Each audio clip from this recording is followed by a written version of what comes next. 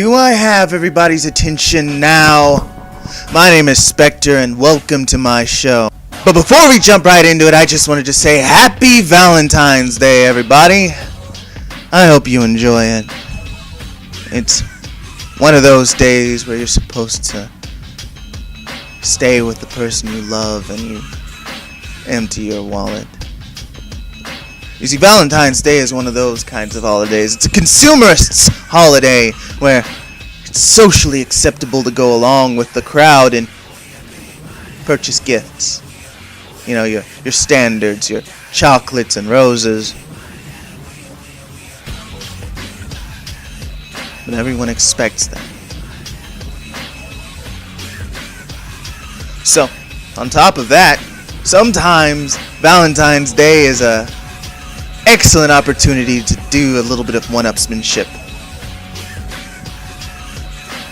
Your buddy bought your friend a ring. She was very happy about that, right? So why don't you do something better? How's about a car, TV, CD? Her favorite music will help her through the day, right?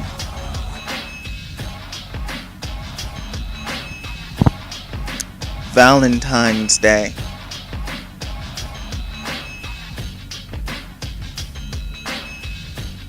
There's nothing wrong with it.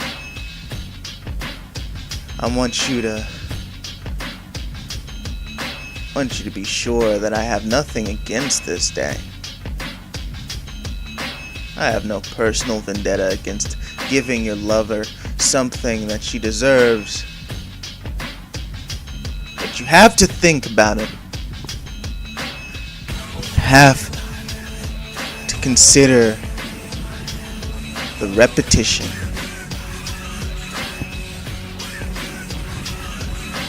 Because Valentine's Day institutionalized insanity. It was so much simpler in elementary school, wasn't it?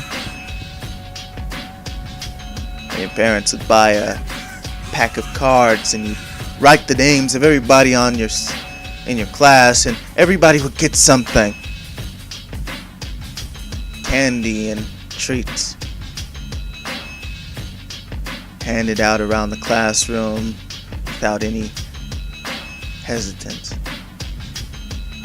You see, because Valentine's Day was about everybody getting something. So that no one was left out.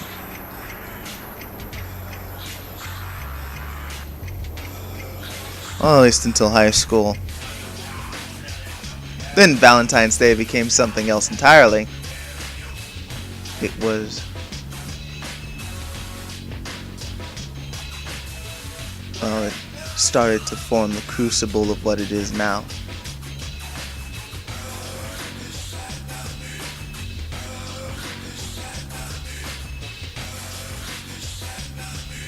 Now these pauses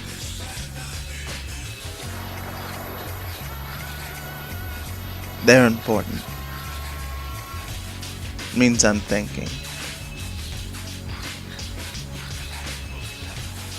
Before I go any further, I wanted to think things through.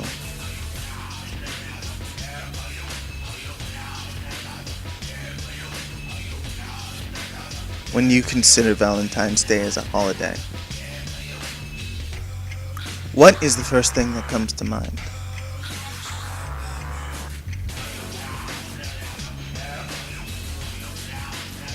The pleasantries, the gifts. Because please don't lie to me, I know it isn't the fact that you want to spend time with that person you love.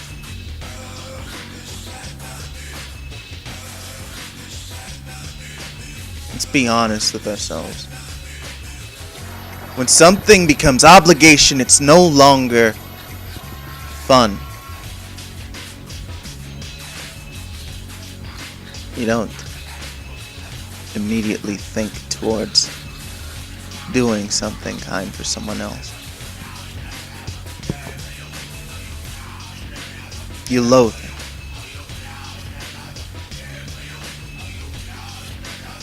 It becomes something of a, oh, what am I gonna do? How do I take care of this? I have to show her that I care.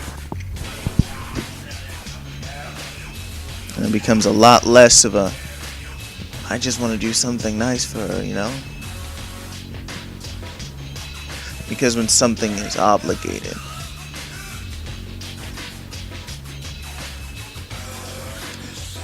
when something becomes a necessity, can it really be enjoyed?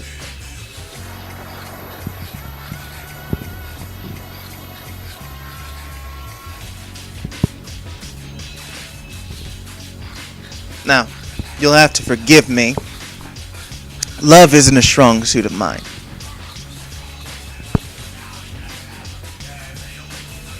See, I learned very early on that love was a foreign concept to me. Just don't care about people, you know? But I understand them. In about the same way that a computer understands its function. I can observe, but I can't relate.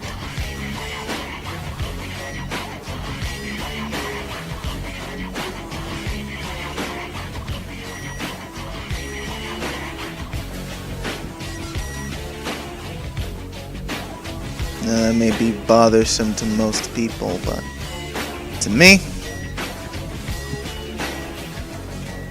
a life where I don't have to focus on others is so much easier. And if I want to care about an individual, all I have to do is feign it, because I've seen it and I know how it works.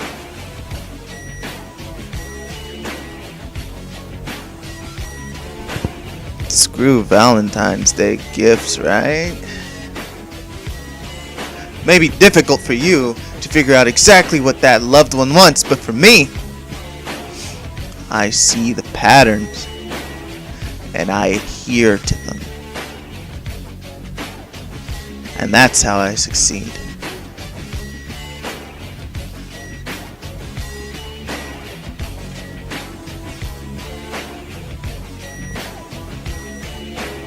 The funny thing is, they never notice. They never see. They look into these eyes and then they wonder, he seems like he's looking someplace else. Does he really want me?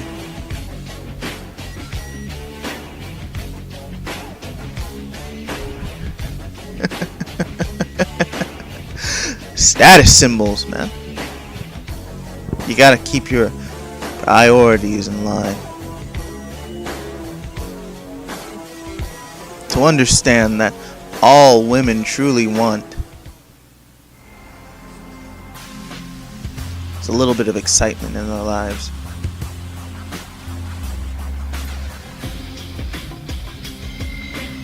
Well, you learn really fast what patterns to follow to be that perfect knight in shining armor, even when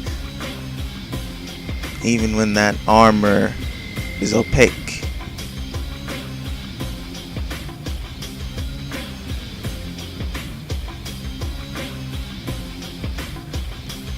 Or maybe you don't have to wear that shining armor.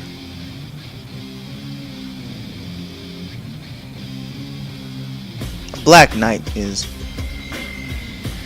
about as interesting to a woman as a shining one, a perfect hero. In fact, maybe even more so.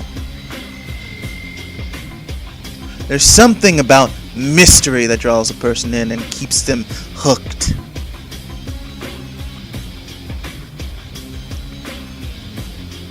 Sometimes love just ain't enough.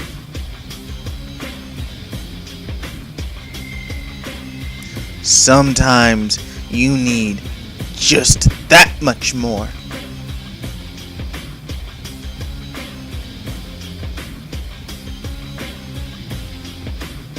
Sometimes you just have to play it safe.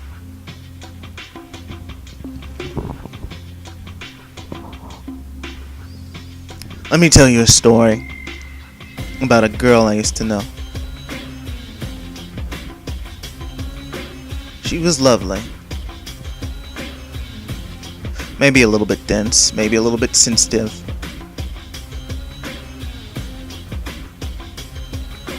Before time, I had her wrapped around my finger.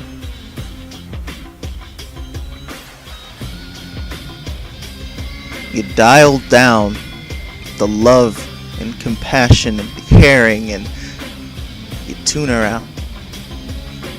But you give her these instances of love that are severe and intense. You show her that no one can touch her but you. And you prove it. Maybe you play the role of the overzealous boyfriend, the one that won't let anyone get close to her. Maybe you play that role for a time. You show her that she's property, but at the same time that you value your property.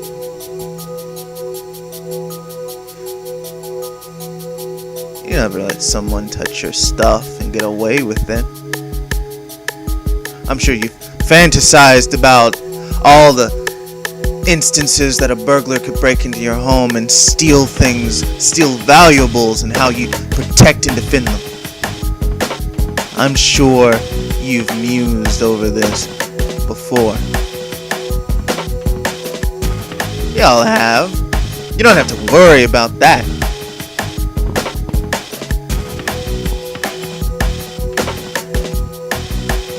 But when you realize how these things truly work,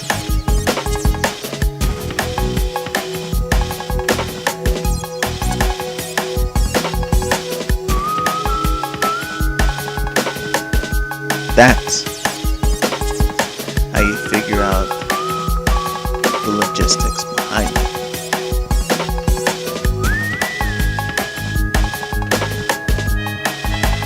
You may never actually fight that burglar,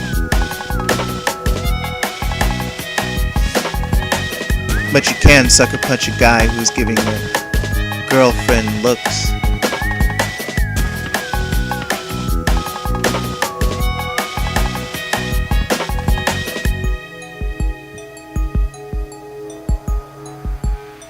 The male mind is a slave to these power fantasies.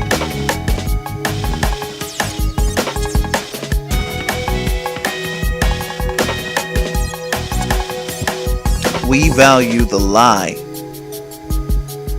over the evident truths in our lives, and we adhere to them.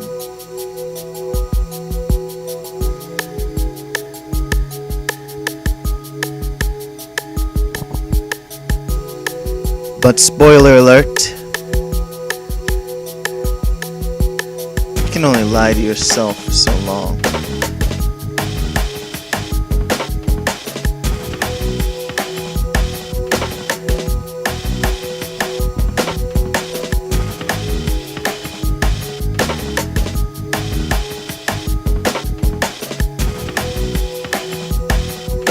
Well, that's all the time we have for today. I hope you tune in next time, because this is nothing compared to the craziness I can get into on a typical basis. So, without further ado, ciao, au revoir.